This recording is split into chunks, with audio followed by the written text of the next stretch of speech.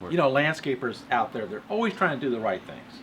They try to. I would agree with that. And, you know, their intentions are well intended. Mm-hmm. But stuff happens, doesn't it? Oh, it does. Stuff happens. Sometimes you just can't help it.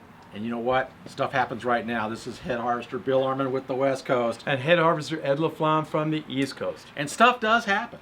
It does. You know what? We do try to do our best, but stuff happens. No one's perfect. No company's perfect. So we got to anticipate when things go wrong.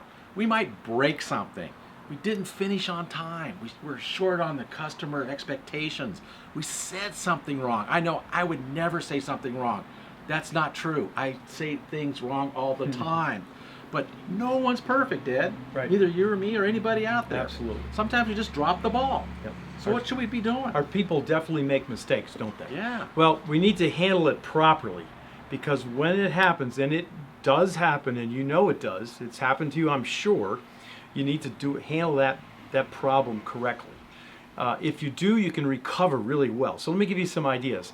First of all, if you handle it properly, usually, this is from the internet, we did some research on this, that 7 out of 10, if they quickly solve the problem for the person, they're most likely to continue with you. About 7 out of 10, even if it's a big mistake.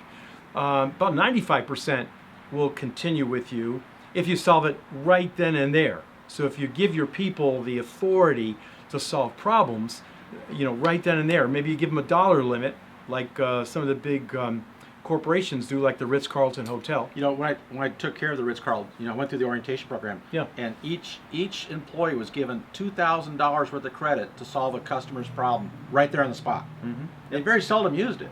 And I used to use the rule of 10% of my contract value. So if the contract was worth $5,000, I'd give my account manager $500 to fix the problem right there. Doesn't have to get permission. Just fix it. That's awesome. Because fixing it right now, like you said, 95% will do business with you again. So fix it now. You bet. Awesome idea, isn't it? Now, when you confront the your client, the key is, please listen carefully. Don't try to talk. Just let them talk. Let them vent. They just want to get it all out, if that's the case. And a lot of times it is, right? You bet. Yeah. So just let them go. Don't try to interrupt them until you know they are completely done. Once they finish, and then it's your cue, make sure you speak calmly. Don't get emotional. Speak calmly to them and try to apologize for what happens. And of course, you really have to mean it, all right?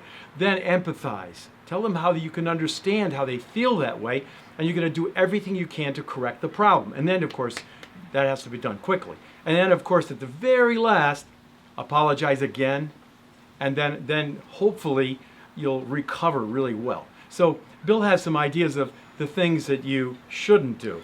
Yeah, and unfortunately, I've heard this and I've seen this a lot.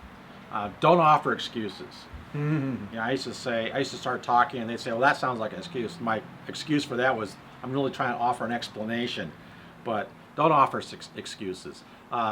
Like something like, we don't have enough guys. We underbid this job. I don't have any tools. This company doesn't give me any equipment.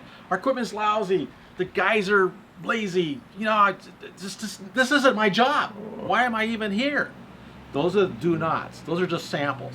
And I didn't read about some of those. I've actually seen and been part of some of those, okay? Here's some do's. Follow up promptly. Ed's made that point several times. More promptly you solve that problem in the favor of the customer without hurting your customer, your own company too much as well. It's got to be fairly equitable, and document that. So resolve it and document it in a writing, in some kind of documentation, either email or a letter that it has happened. Now remember, fixing stuff that goes wrong can pay off in the long run. Big time. And we're here in the long run. You can't make money on a customer you don't have, Harvester Ed. That's exactly right. All right? So remember, stuff happens. We've just given you some great tips to deal with it. This is Head Harvester Bill Arman. And Head Harvester Ed LaFlamme. Now go out there and harvest your potential.